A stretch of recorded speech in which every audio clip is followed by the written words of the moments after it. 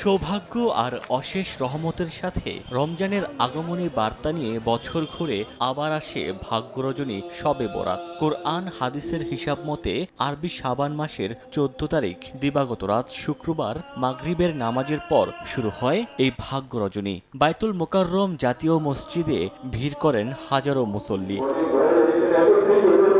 জামাতে মাগরিব ও এশার নামাজ আদায় করেন মুসল্লিরা। একই সঙ্গে চলে দিনই নানা আলোচনা। দেশ ও জাতির কল্যাণ কামনা সহ সৃষ্টিকর্তার কাছে চাওয়া হয় ক্ষমা। পাপ মোচনের আশায় মহান আল্লাহর দরবারে হাত তোলেন সবাই। আল্লাহ পাক যেন আমাদেরকে সমস্ত গুনাহ থেকে আল্লাহ আমাদেরকে মাফ করে, এই দোয়াই সবাই কাছে করি। দেশের জন্য শান্তি আসুক সেই কামনাই করতেছি। ন্যায় নীতি অনুসরণ করতে হবে, হালাল হারাম মেনে চলতে হবে, তাহলে জীবন সুন্দর হবে। শবে বরাতের ফজিলত নিয়ে বিশিষ্ট আলেমদের আলোচনার পাশাপাশি সার্বিক কল্যাণ কামনায় কথা বলেন ধর্ম উপদেষ্টাও।